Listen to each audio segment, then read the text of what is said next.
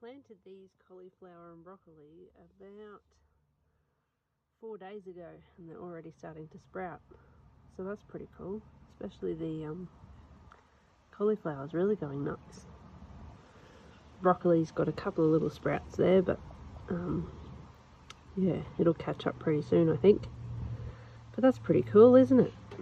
Must be the right kind of weather conditions for the brassicas to start up. They do have humidity domes over the top of them,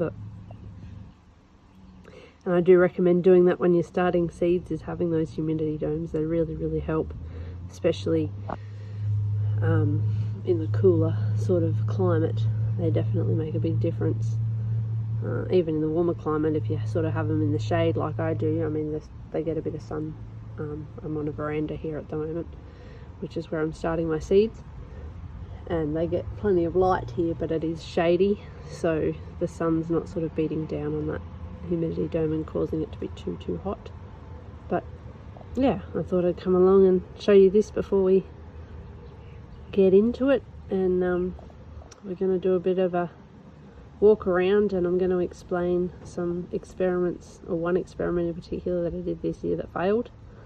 I think that's a really good learning experience for everybody, including me, about what not to do as much as it is what to do.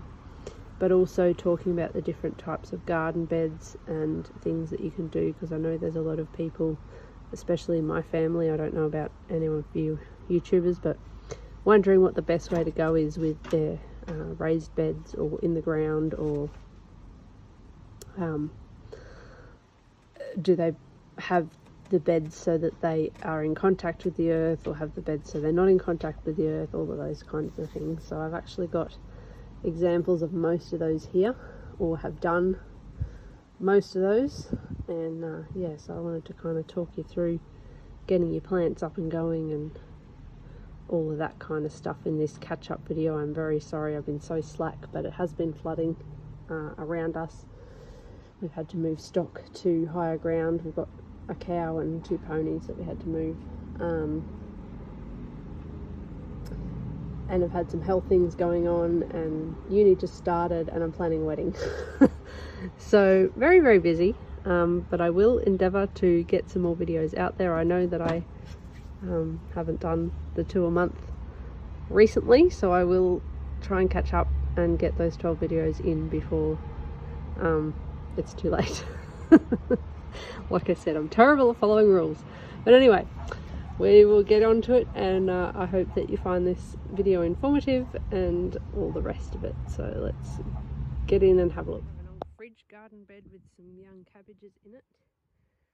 I find with these beds they do dry out really quickly, so you do kind of have to be on top of watering them, and that's really not my jam. I'm terrible at watering things or remembering to water things.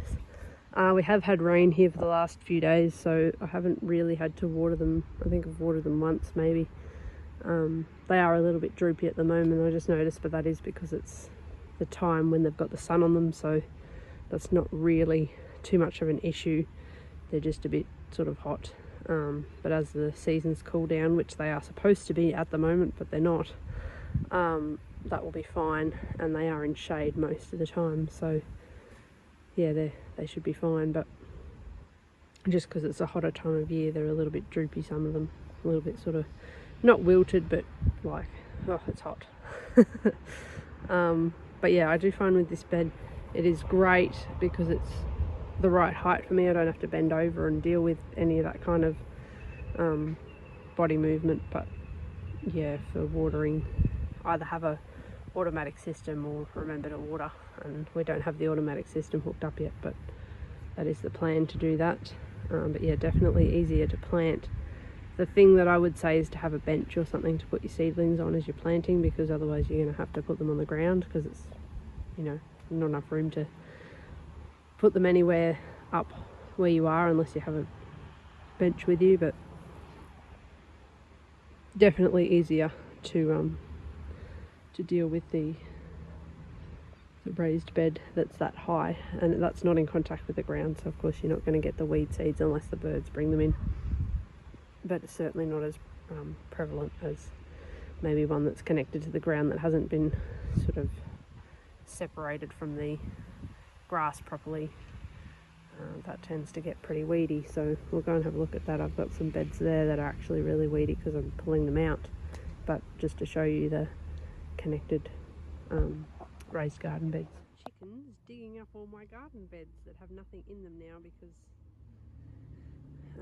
we cleaned up this area and we're getting rid of the garden beds here. But anyway,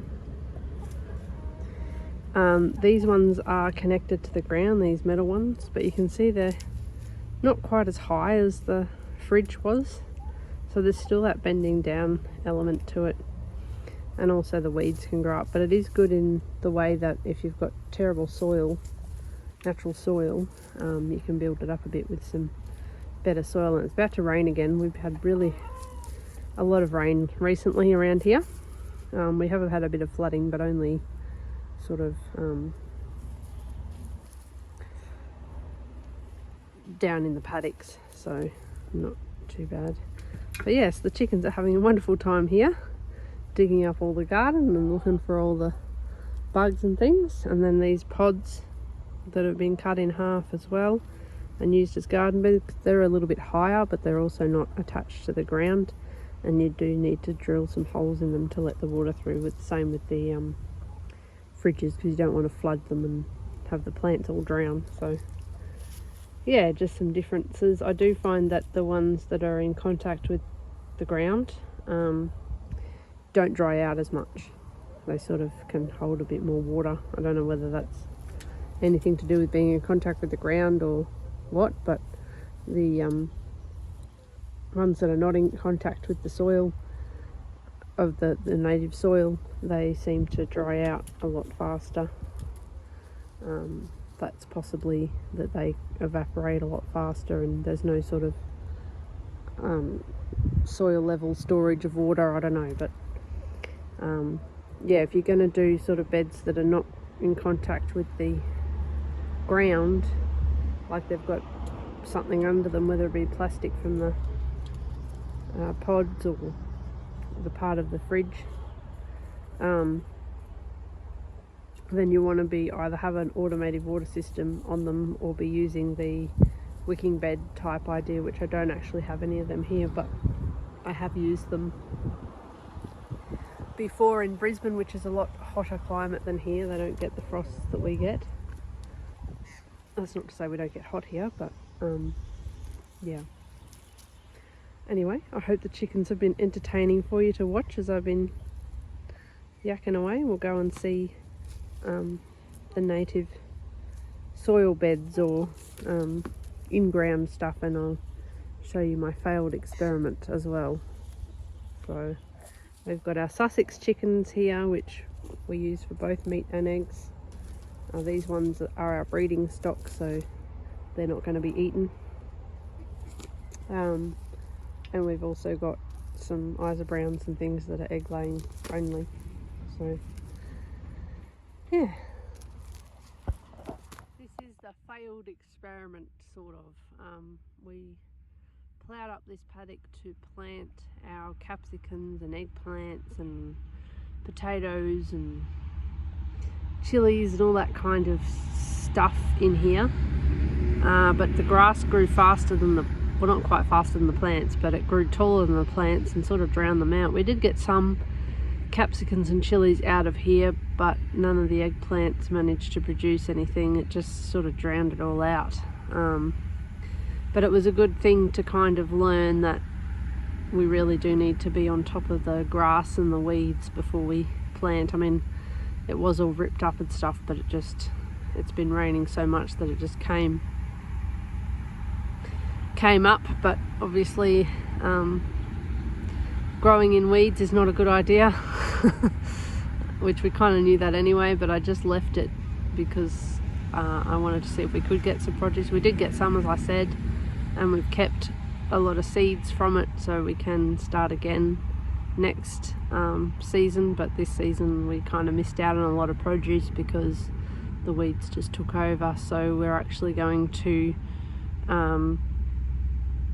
put the chicken tractor over here and let them kind of rip it all up again, and then we'll put a a sheet, I guess, of carpet over the top, because we've just renovated our house, so we've got lots of old carpet that we can put over the top, and that'll stop the grass from growing, and we're going to leave it like that over the winter, and then we will